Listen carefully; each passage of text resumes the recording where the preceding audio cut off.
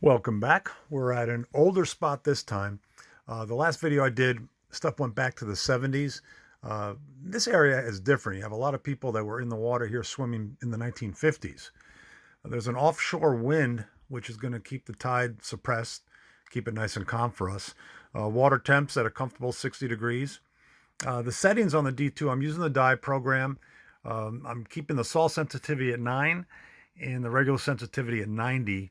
And the most important setting is the audio response. You want to keep that at 7. You want all deep targets to bang as loud as it can so you could hear underwater. If you don't do that, you're definitely going to miss some deep targets. Using an 11-inch coil today, and we're going to give it a shot in this area that I've already pounded with the Excalibur, but I've already finding that this D2 does go a little deeper.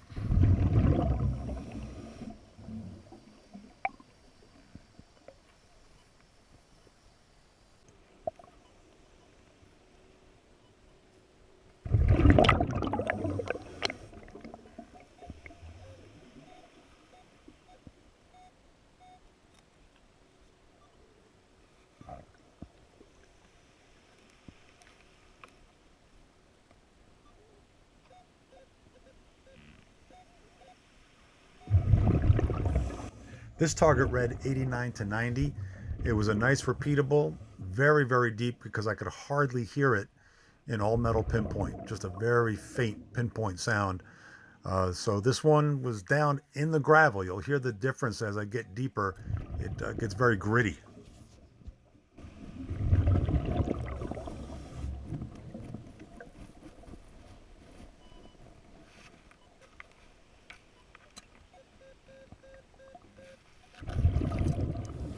Never try to find your target in the hole when you're diving.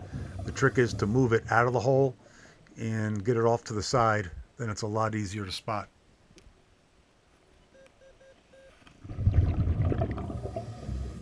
Rotted wheatback penny.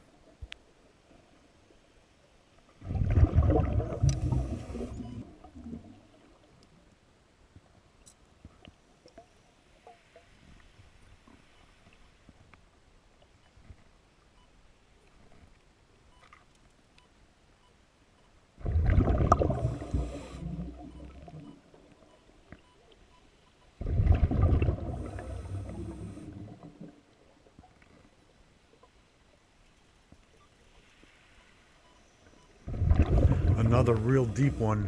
This read 71, and in all metal, again, barely hearing it, but in discriminate, you could hear it coming through.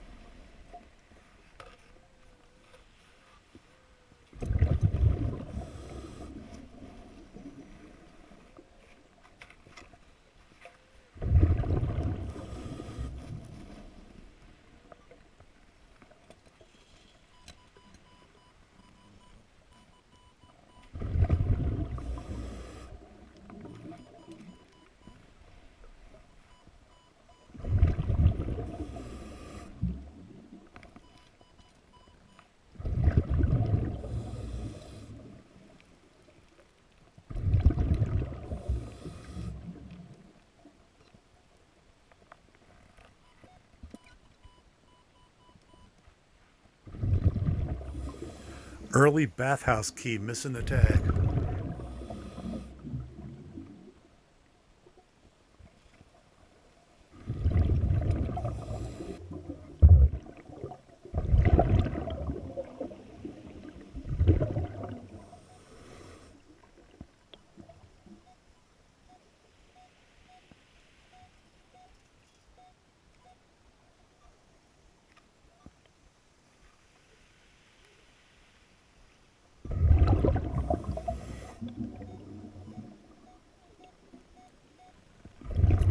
This one is a solid 92 and it's extremely deep.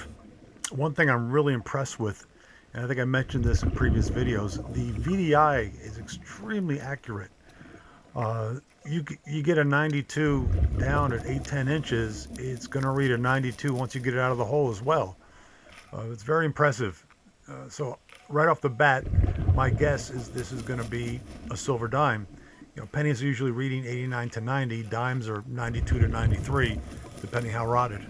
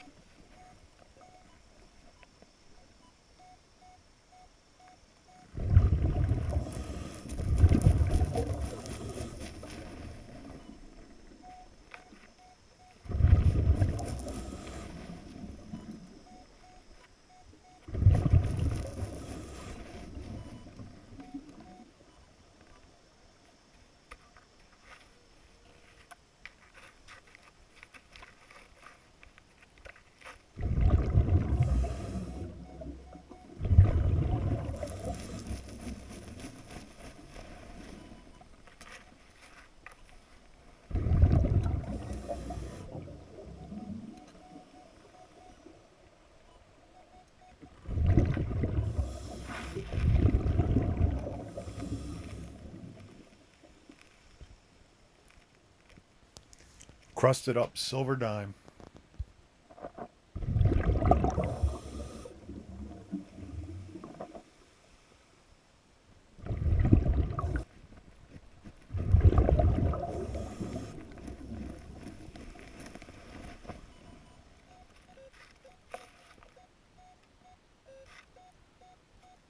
Exact same sounding signal a few inches away.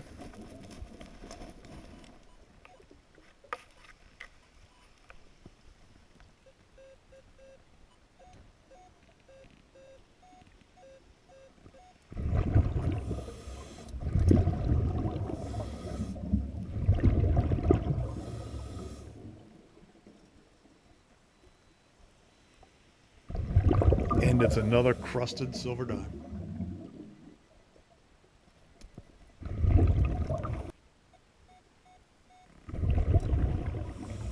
This deep one was reading 94, which is definitely a little higher than a dime.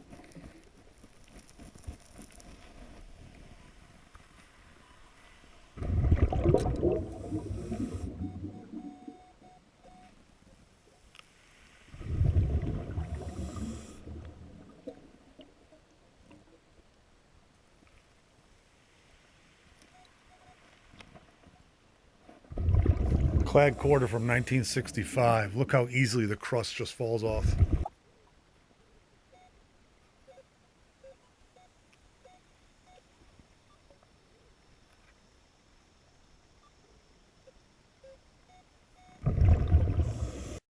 We'll fast track the digging on this 90 to 92 signal.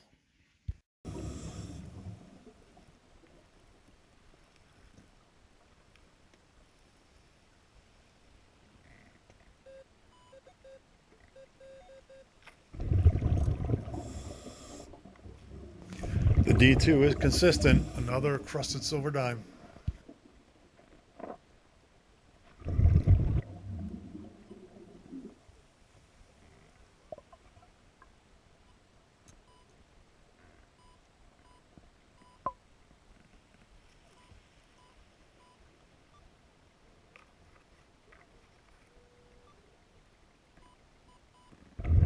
Here's an interesting signal. It's very low, lower than a nickel.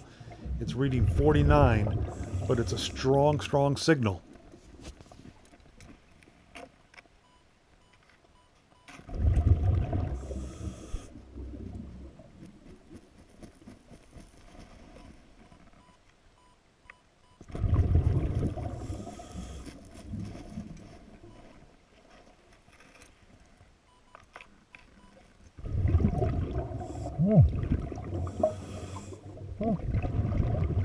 Nothing stands out in all this murkiness like a piece of gold.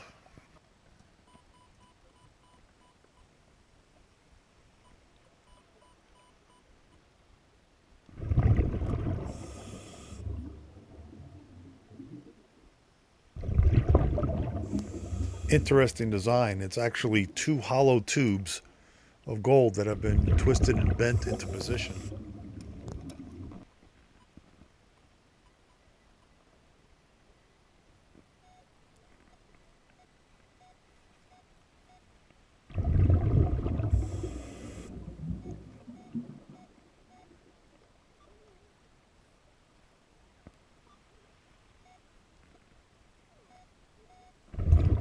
Deep, solid 94 signal, reading higher than a dime.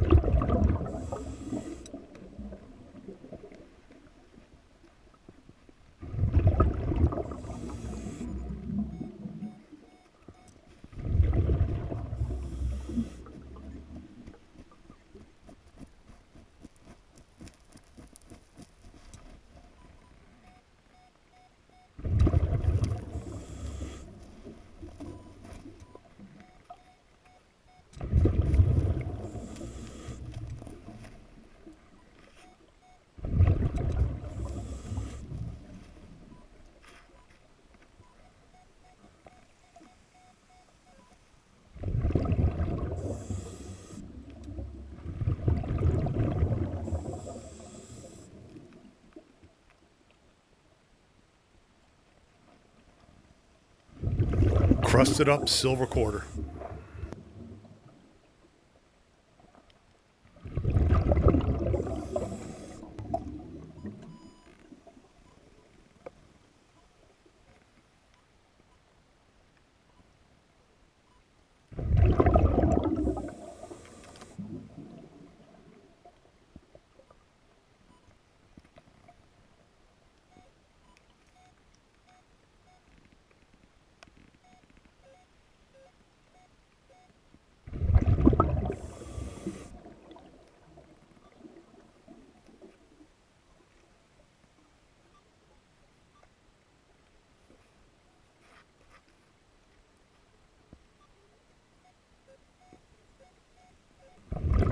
Just a few feet away, a deep, solid 91.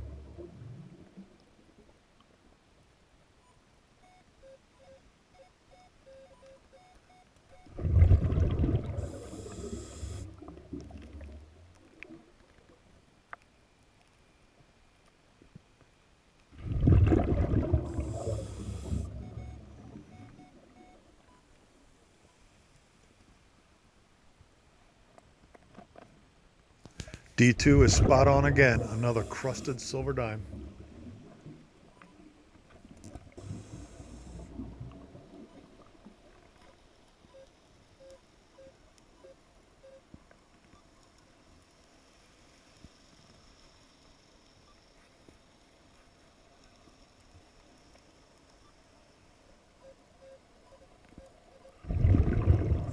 Here's an interesting signal. It's a very deep 83, which is too high for a nickel and too low for a copper penny.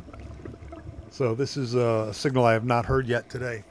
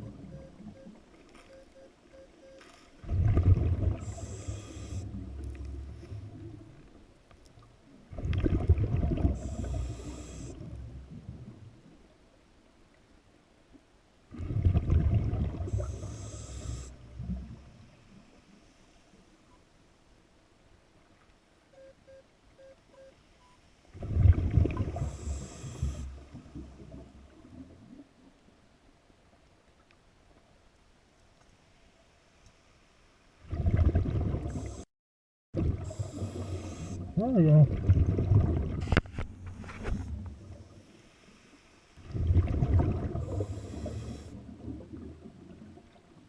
Class ring from 1965.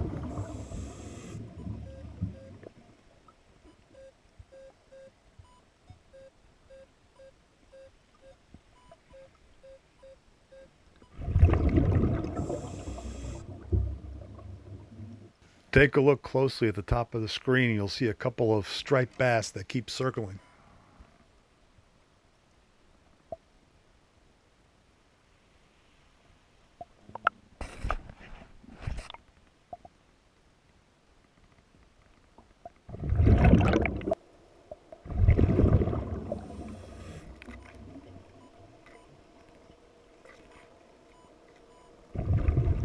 Solid 59 signal.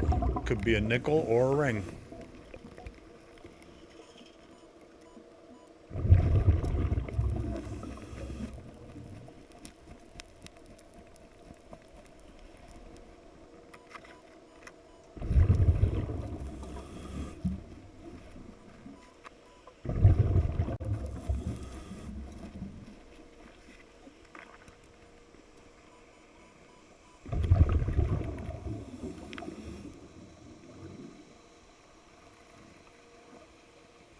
Buffalo nickel.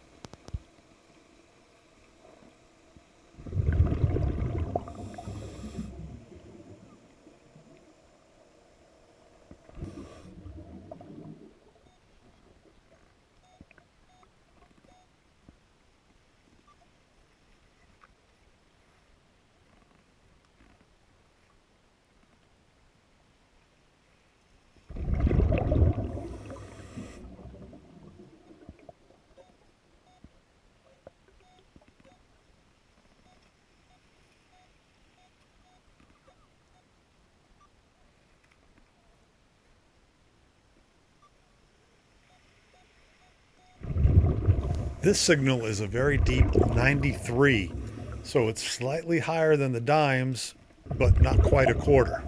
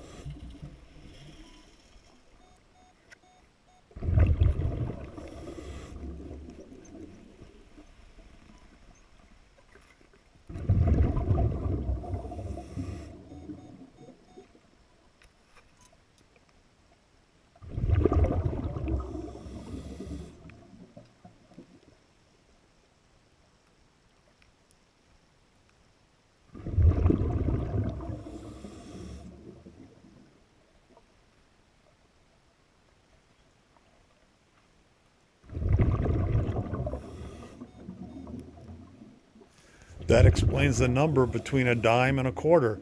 This is a silver religious metal.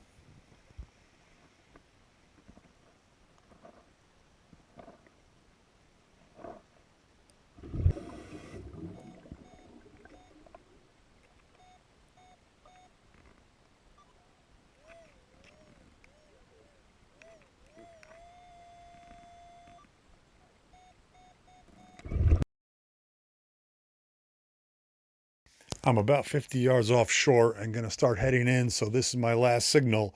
Reading up in the 90s, but bouncing around a bit. It took quite a while to get out, so I'm going to fast forward through the digging.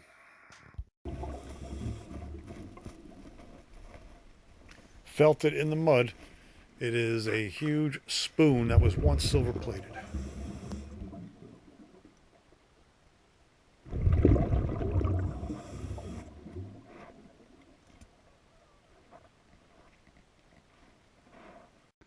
Here's a close-up of the back of the spoon. You can see it definitely was silver plated at one time.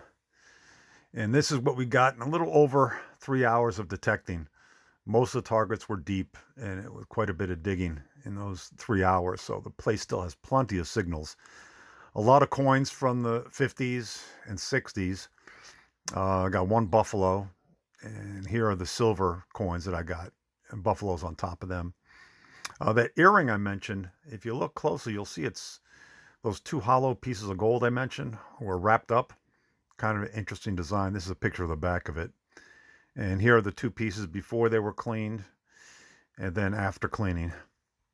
The school ring was pretty enough easy to identify. I just went on classmates.com and found the original owner. Unfortunately, he had passed away many years ago. Still looking at family members.